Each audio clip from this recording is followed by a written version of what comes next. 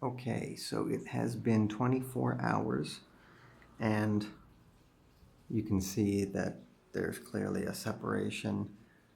We've got some more liquidy stuff at the top. Actually, if we give this a jiggle around, you could see. I don't know how much you can tell that's moving at the bottom. Let me readjust so you can really see it, because there's also some clear liquid trapped at the bottom, and if I spin it like this, you can clearly see that there's this is not like solid, but it's holding together enough that it's spinning together. If I gave it a stir, it would easily break up. In fact, let's do that now. Actually, after we take a look at this. Let me set this back down. So,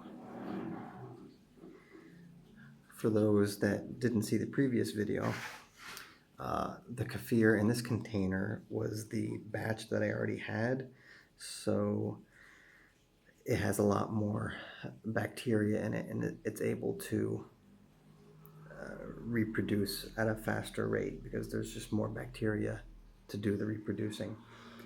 This one only had some grains that were taken out and strained. So the grains that we saw coming out of here, the larger ones that were in the sieve, those were only the ones that are clumped together, but in reality, there's bacteria floating throughout the milk. Now this one, you can clearly see that,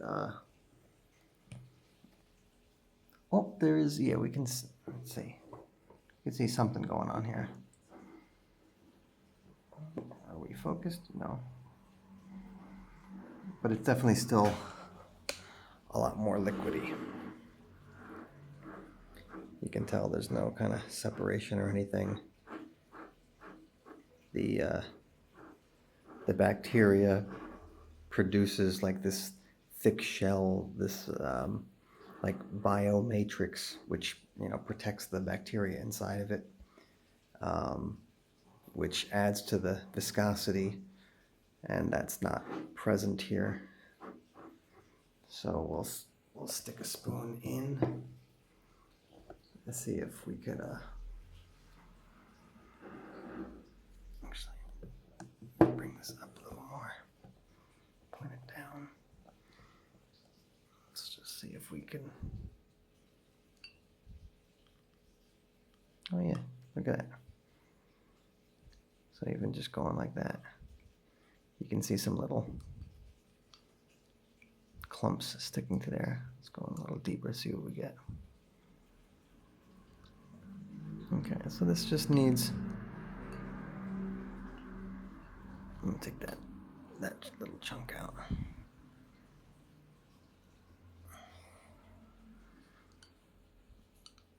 Because that was kind of like a yeasty bit that was left over from the other bottle.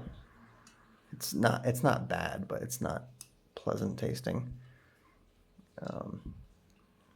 That could build up, and not worried about it, but I'm not gonna remove it. So actually put that there while I adjust the camera for this one, because we're gonna give this a little stir.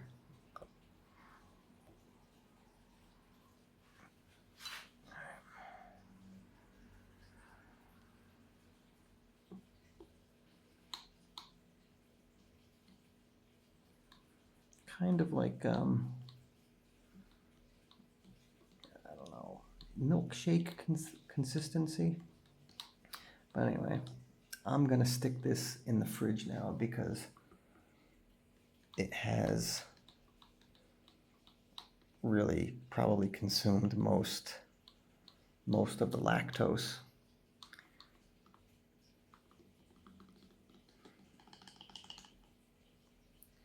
And I'm just gonna put a little of this in here.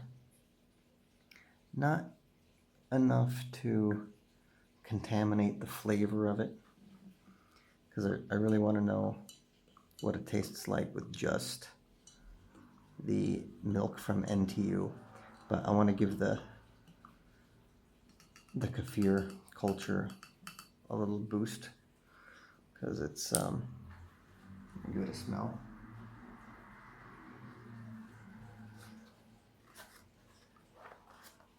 It's just moving along a little slowly, so give it a little more. See what it does by tomorrow.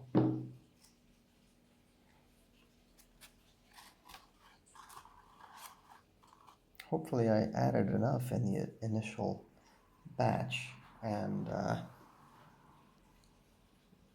it won't go bad. I've never had a batch of kefir go bad, but I'm wondering if maybe I didn't take enough grains from here and put it into that one,